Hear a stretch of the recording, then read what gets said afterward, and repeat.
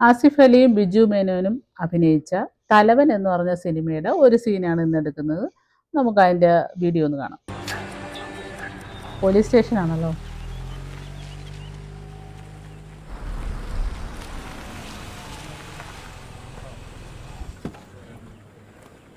ആസിഫ് അലിയുടെ സിനിമ കണ്ടിട്ട് കുറേ നാളായി.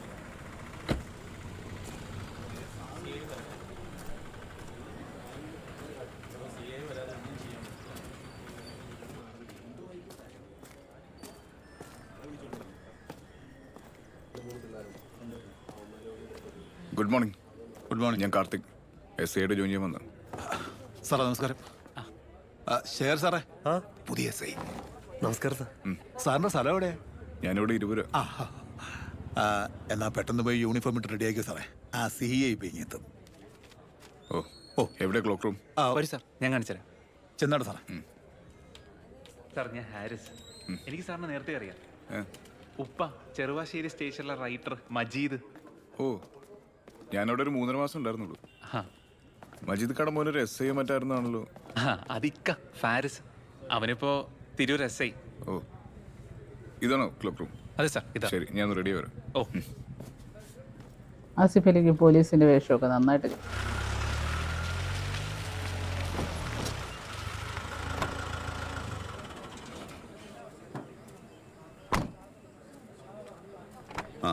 സാറേ, ആ ഷാൻ മൈക്കിളിന് ജാമ്യം വിധിച്ചിട്ടുണ്ട്. ഇത്തിരി നേരത്തെ ഒന്ന് വിടാമോ? പോയിട്ട് വേറെ ചില അപ്പോയിന്റ്മെന്റ് ഉള്ള. ഫേസ്ബുക്കിൽ മെസ്സേജ് അയച്ച് പെണ്ണുങ്ങളുടെ നിന്ന് കാശടിച്ച് മാറ്റി ആ നാറിക്ക് വേണ്ടി ജാമ്യം എടുക്കാൻ നാണവരോട്. അവനെന്തായാലും അകത്തു. അല്ലെങ്കിൽ എത്ര കാശ് കൊടുത്ത് നിങ്ങൾ സെറ്റിൽ ചെയ്യും? കുറച്ചു നേരം വെയിറ്റ് ചെയ്യേണ്ടി വരും. ഒരു 4-5 പൊട്ടിക്കണം. സാറേ, CI സാറ് വന്നിട്ടുണ്ട്. ദേ ഈ കോഫി ഒന്ന് കുടിച്ചോട്ടെ.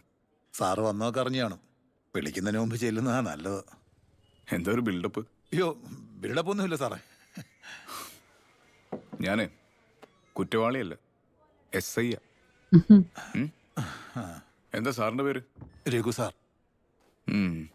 രഘു സാർ നടക്കുക. അതൊരു നിൽക്കണമെന്നില്ല. എനിക്ക് തോന്നുന്നു ഞാൻ വിട്ടോളാം. ചെല്ലേ.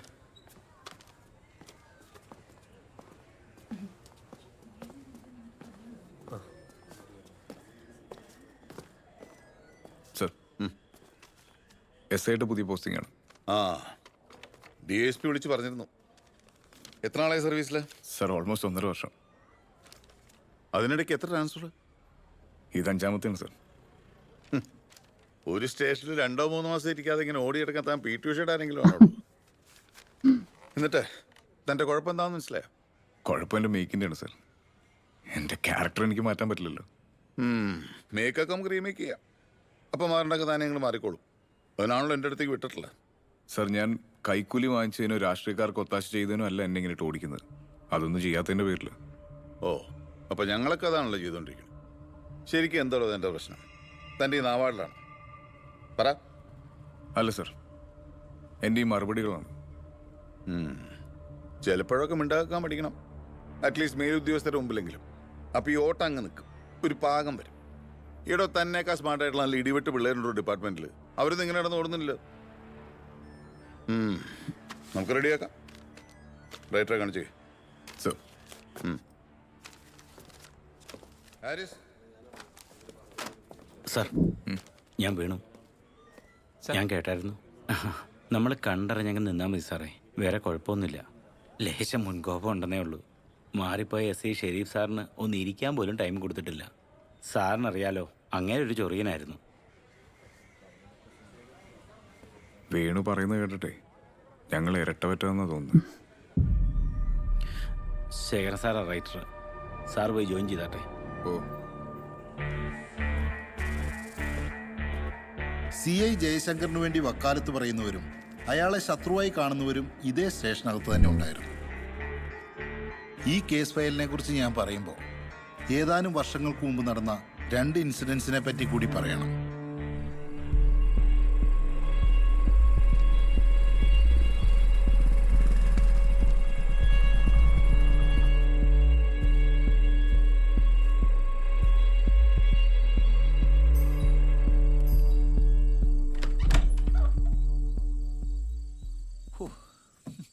നിങ്ങൾ ഈ നടിമാര് രാത്രിയിൽ മേക്കപ്പ് ഇട്ടാണോ നിൽക്കുന്നത്? അതും സ്വന്തം വീട്ടിൽ. എന്താ മണം എൻ്റെ റോസേ? ഇത് റോസിൻ്റെ ആണോ അതോ ഉപയോഗിക്കുന്ന പെർഫ്യൂമിൻ്റെയാ? ഹസ്ബൻഡ് മദ്യപിച്ച് കഴിഞ്ഞാൽ തല്ലു ഉപദ്രവിക്കൊക്കെ ചെയ്യും. അതിന് പരാതി തരാനാണ് ഞാൻ പോലീസ് സ്റ്റേഷനിലേക്ക് വന്നത്. ഇപ്പൊ അങ്ങേര് തിരികെ ഷിപ്പിലേക്ക് പോയി. ഇനി 6 മാസം കഴിയും വരാൻ. അതുവരെ സാറ് ഉപദ്രവിക്കാന്നാണോ കരുതിയേക്കുന്നത്?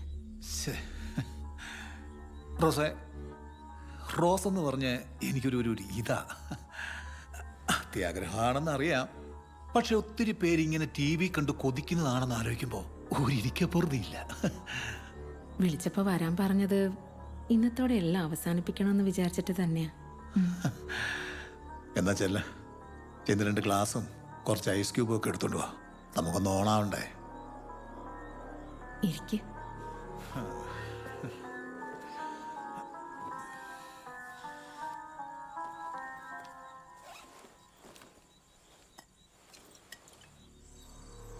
റോസേ, ഒരു മിനിറ്റ്. എന്താ?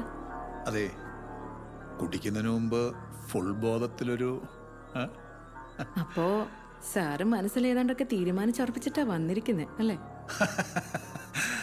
ഞാൻ ഇടയ്ക്ക് കാശൊക്കെ തരാൻ മുത്തേ. എന്നാ കുറച്ച് കാശ് ഞങ്ങൾക്ക് കൊടുത്താടാ. 2 തവണ ഞാൻ നിന്നെ വാൺ ചെയ്തു. നിന്റെ ഈ യൂണിഫോം കൊണ്ട് കുഴിച്ചിട്ടാ മതി. സാറേ വേണ്ട സാറേ, പ്ലീസ്. നടക്കടാ. സാറേ വേണ്ട സാറേ. നടക്കടാ. സാറേ വേണ്ട സാറേ, പ്ലീസ്. ഒറ്റ തവണ മാപ്പാക്കണം സാറേ.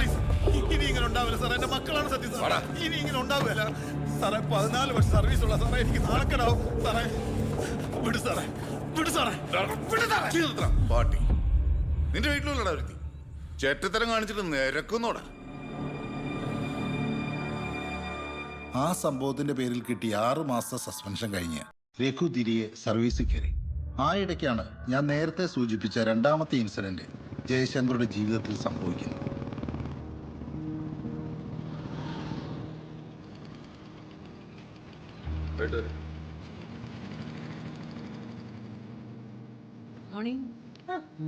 നേരത്തെ എത്തിയോ?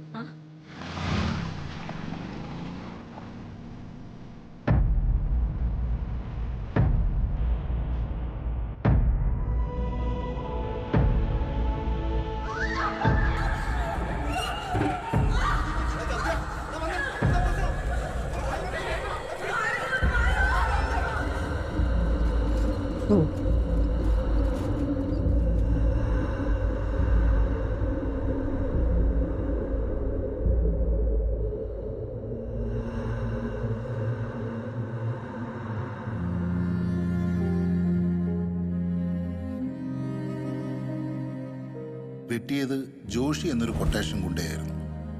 ആള് മാറി വെട്ടിയതാണെന്നായിരുന്നു മൊഴി. അവനെ ഞങ്ങൾ അറസ്റ്റ് ചെയ്തു.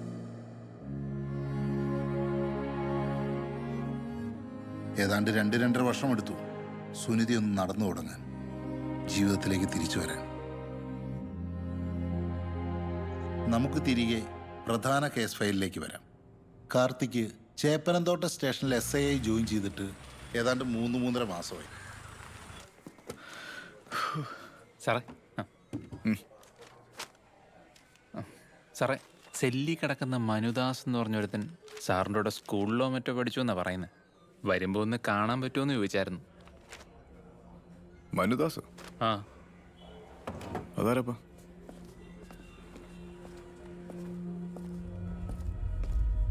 മനുദാസ്,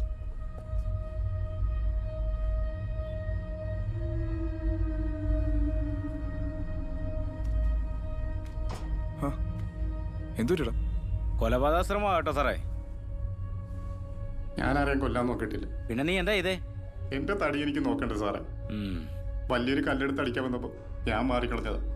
അവൻ ബാലൻസ് സെറ്റ് ചെയ്ത് നിലത്ത് വീണ് പള്ളയിൽ ചില്ലേറി. ഞാൻ എന്ത് ചെയ്യാനാ സാറേ? ഈ വ്യാഴാഴ്ച എന്റെ കല്യാണമാണ് സാറേ. ഹാരിസ്, ഓ തുറക്കാം. 10-13 കൊല്ലമായിട്ട് എനിക്ക് കേബിൾ TV കണക്ഷൻ്റെ ബിസിനസ്സാണ്. ഇപ്പോൾ എനിക്കെതിരെ കേസ് തന്ന ഈ വിനായകനുണ്ടല്ലോ, അവൻ ഈ ഹൈ റേഞ്ച് ഭാഗത്ത് ഇവിടുന്ന് വന്നിട്ട് നമ്മുടെ ഇവിടെ ഓഫീസ് എടുത്ത് സെയിം ബിസിനസ് തുടങ്ങി. അവന് വലിയ കാര്യമായിട്ട് കണക്ഷനൊന്നും പിടിക്കാൻ പറ്റില്ല. പക്ഷേ ഈ കഴിഞ്ഞ 2-3 ആഴ്ചയായിട്ട് അവൻ്റെ ആൾക്കാർ നമ്മുടെ കേബിൾ മുറിച്ചു തുടങ്ങി. സാർ ഒരു മിനിറ്റ്. ഞങ്ങൾ പോയിട്ട് ജോയിൻ ചെയ്യും, അവന്മാർ വീണ്ടും കട്ടി. ചേപ്പനന്തോട്ടിൽ അവൻ വാടകയ്ക്കാണ് താമസിക്കുന്നത്. ഞാനവിടെ ചെന്നു ഞാൻ ചോദിച്ചു, ഒരുത്തൻ്റെ കഞ്ഞൂടി മുട്ടിച്ചുകൊണ്ടാണ് ബിസിനസ് പിടിക്കുന്നതെന്ന്. അതവൻ്റെ കെട്ടിയോളുടെ മുന്നിൽ വെച്ച് ചോദിച്ചത് അവന് വലിയ കുറച്ചിലാണെന്ന് പറഞ്ഞിട്ട് അവൻ ചാടി എൻ്റെ പള്ളക്കൊരു ചവിട്ടി കിട്ടി. നല്ല ആരയുള്ളവനാണ്. എന്നെ നല്ല ഇടി ഇടിച്ച്. എൻ്റെ ശരീരം നൊന്നപ്പോൾ ഞാനും തിരിച്ചിടിച്ച്. പിന്നെ ഞാൻ നേരത്തെ പറഞ്ഞില്ലേ, അവൻ വലിയ കല്ലെടുത്തടിച്ച് എന്നെ ഇത് പെടുത്തിയതാണ്. ഈ വ്യാഴാഴ്ച എൻ്റെ കല്യാണമാണ്. ലവ് മാരേജാണ്. അവളുടെ വീട്ടിൽ സമ്മതം മൂലം നടത്തുന്ന കല്യാണമാണ്. എന്തെങ്കിലും വള്ളിയായി അത് മുടങ്ങിപ്പോ. കാർത്തിക് എന്നെ ഒന്ന് സഹായിക്കണം. കല്യാണം ഒന്ന് കഴിഞ്ഞിട്ട് ഞാൻ എന്ത് വേണമല്ലോ ഏറ്റുള്ളൂ. പ്ലീസ്.